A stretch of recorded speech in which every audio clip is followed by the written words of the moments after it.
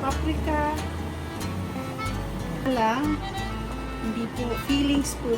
Pero siguro yung leftovers, samasa lang po natin siya na para siyang potato. Malaking potato itong gagawin ko. Yan. And brown na po siya. Ito kaya brown na. Na-brown na po siya. Tingnan natin dito kung brown na to. Yan.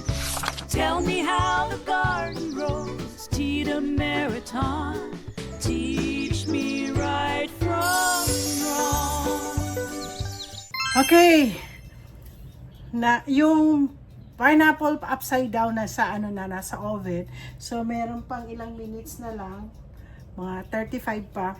Ngayon ang gagawin ko, dinner po namin mag-asawa is gagawin ko po yung potato balls na pwede niyo pong. So ngayon ang gagawin ko po potato balls. Alam,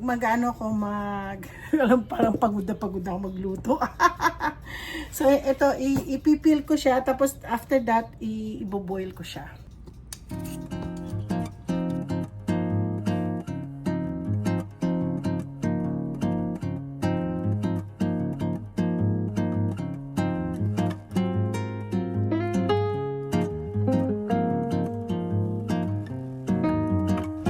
Okay, magcha-chop po ako ng sa fillings, para sa filling ng ng baked potato balls.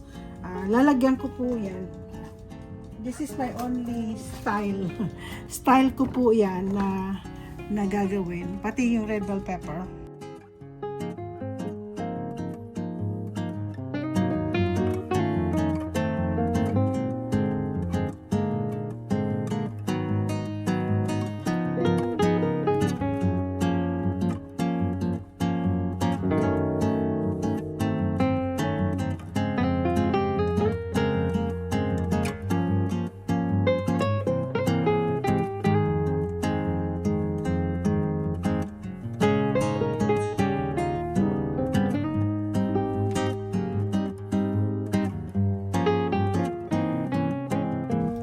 Okay, so we're gonna go chop the onions.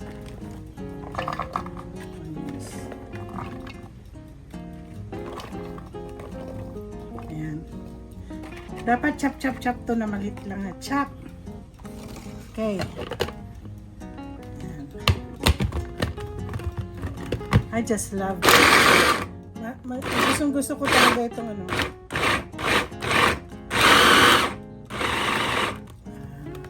hindi pa siya masyadong so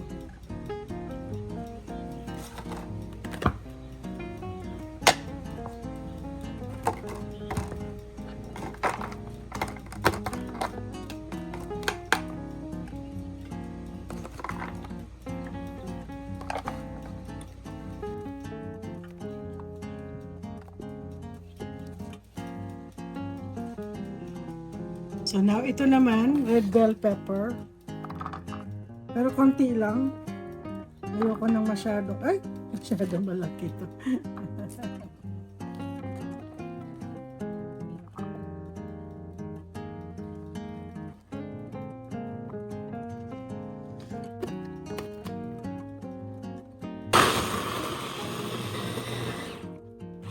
Kikita niyo ba? Ayan. Ito lang kasi sa may sabaw kasi siya.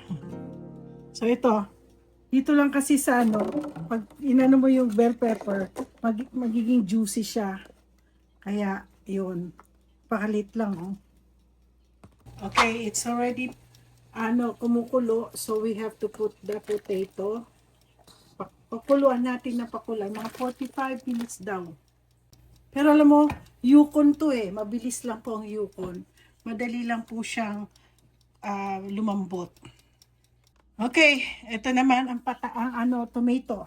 Instead of using tomato sauce, gagawa po ako ng sarili kong tomato sauce. So, lagyan natin siya.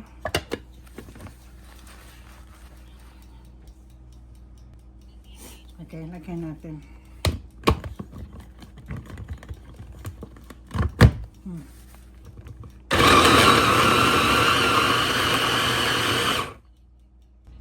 Okay, tumawag na po yung aking cake. Ready to ano na raw. So, ito ngayon yung aking tomato sauce. Ilalagay po natin dito ang aking tomato sauce. O, diba? Healthy ho yan. Yan ang gagamitin ko sa aking fillings ng aking potato balls. Okay. Ito, ilalagay natin yung filling para sa ano. Natutuwa ako sa aking apple. Apple upside down. Ayan. Luluto na po ako ng fillings. Fillings. Nothing more than fillings. Ubus na po ang aking ano, garlic. Kailangan ko na uli mag-chop. Tapos i-chop natin. Lagyan natin ng sibuyas. Ayan.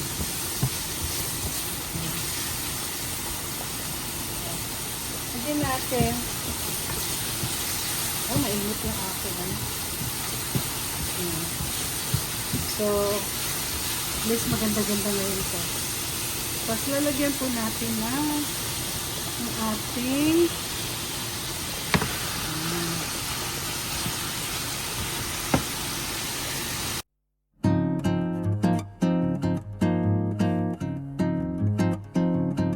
so lalagyan po natin ng laurel.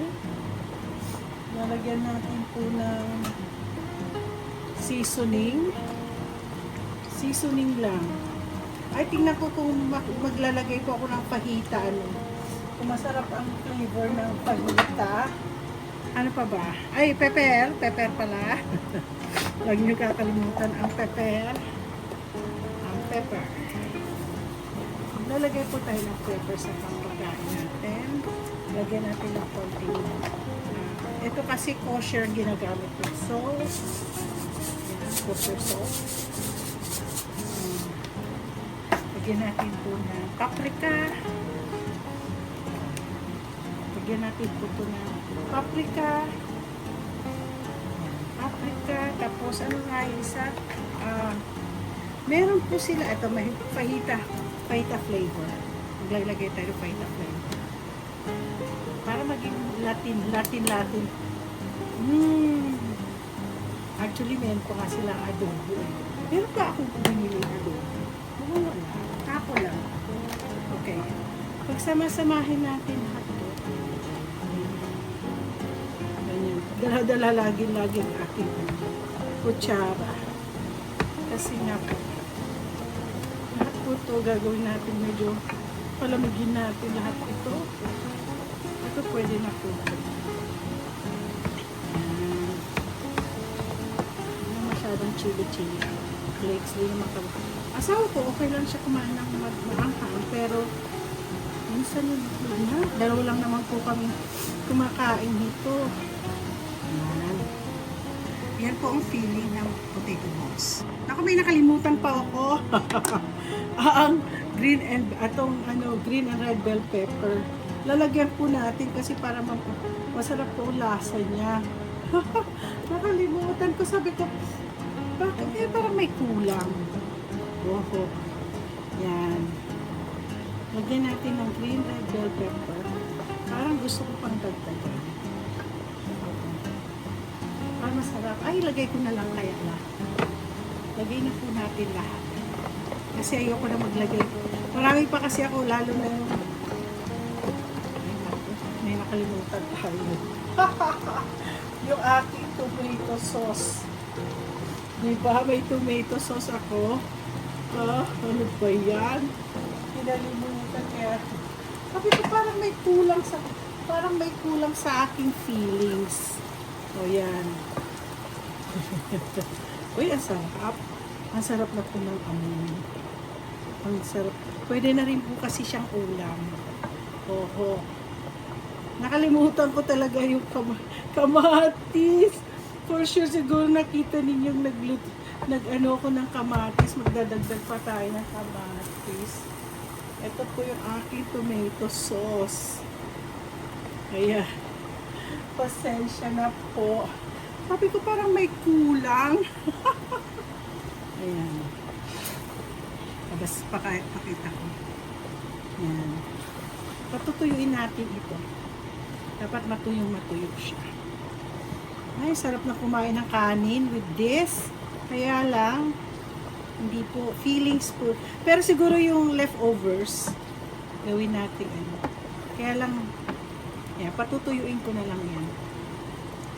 Okay, i-ano natin, ilalagay natin ang patatas. Sana po, ay, teka, sandali. Ano natin, medyo malambot na po kasi ang patatas ngayon. So ito, ano na, ay naku, napakainit po niya. Napakainit. Ngayon, ilalagay na po natin sa ilalagay na po natin dun sa imamasa-masahin na natin yan. So sa potato, kailangan dry na dry. Tapos ilalagay na natin yung patatas na imamash natin. Uy, ang dami kong huhugasan. Marami akong huhugasin ngayon. Imasa-masa lang po natin siya na para siyang, ang tawag nito, mashed potato.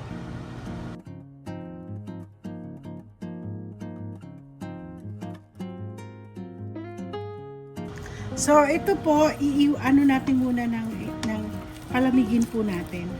Pero nabasa-masa na po natin siya. Ang hirap po magmasa-masa.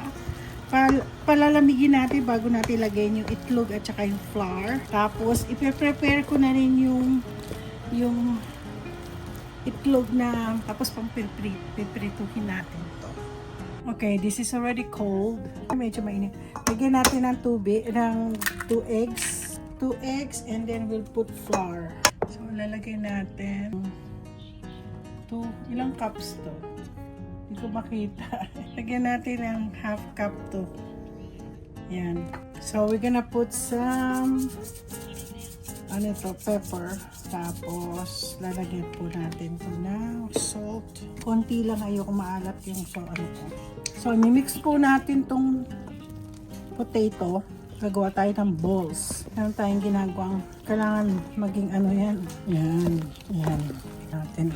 Mabigat lang talaga patatasan. Yan. Isang Gagawa po tayo ng, tapos lalagyan natin po ng another flour. Tapos meron po akong Italian style na breadcrumbs. So gumawa ko ng bola-bola. Kung malambot, lalagyan ko pa siguro ng ng flour. So, ito po, lalagyan natin so ito, isang ganito po yan. Lalagyan po natin ng konting lalagyan natin sa loob. Meron tayong lalagay. Kamayin ko na lang yung loob ng, kita niyan, loob ng potato. Lagyan natin konti.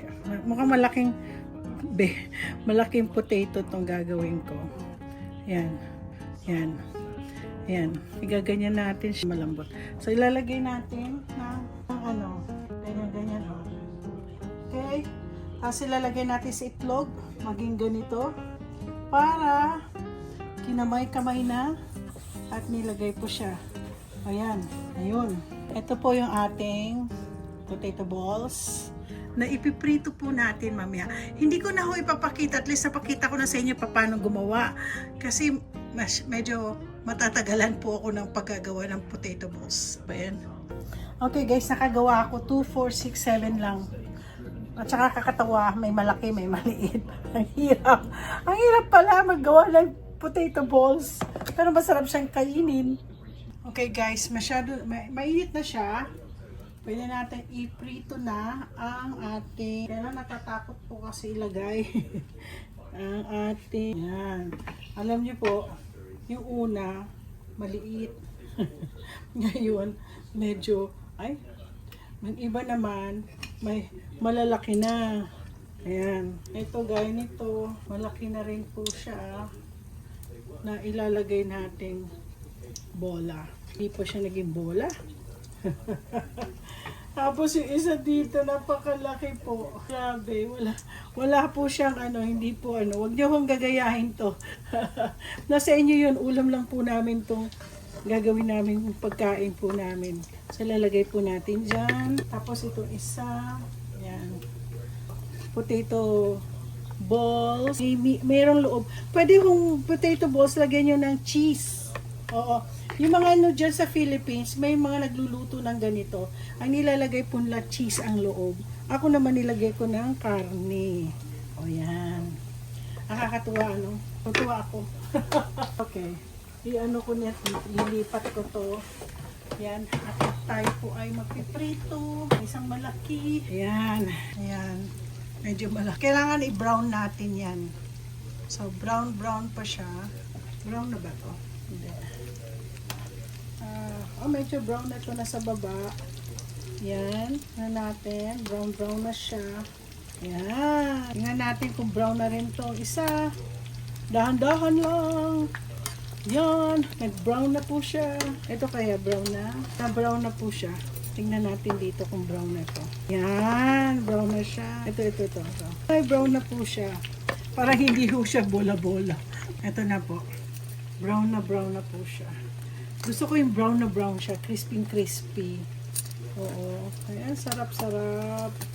Ang chalap. May mamaliliit, may mga malalaki.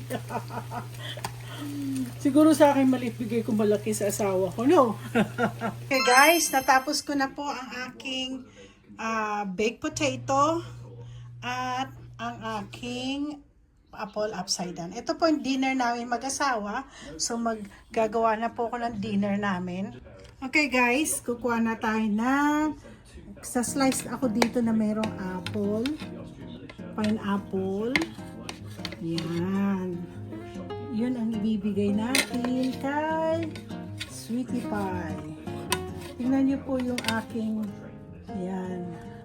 Kikita niyo na. Ilalagay po natin dito. So ito magiging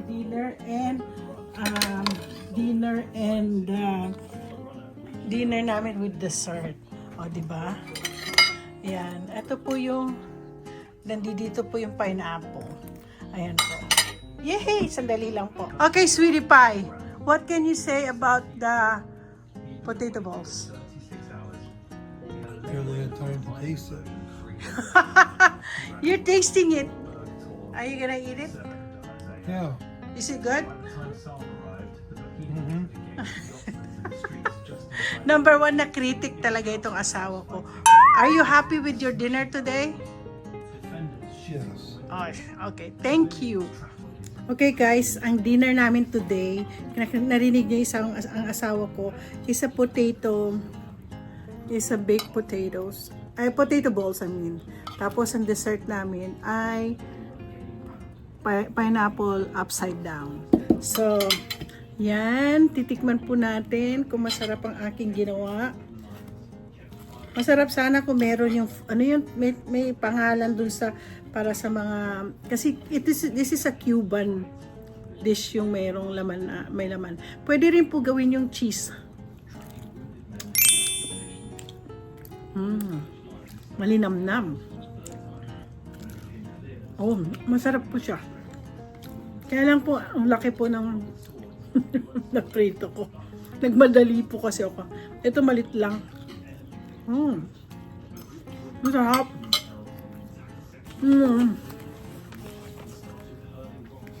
Tingnan natin yung pineapple upside down. Tingnan natin. Ang sarap. Ayun nga lang. Hindi ko alam dun sa flour.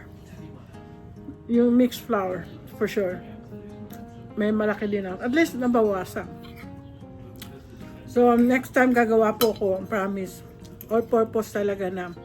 Siguro gamitin ko yung oatmeal na. Ang sarap po ng aking ginawa. Magagawa na po ako ng mga dessert ngayon na gamit ko yung milk na ginamit ko, coconut milk. Pwede ko rin gamitin yung cashew milk or yung oat milk ng asawa ko. Ang sarap po. At least ang asawa ko makakaano na siya. Makatikim na. So, masarap. Don't forget to like and subscribe. 2 dish ko ngayon.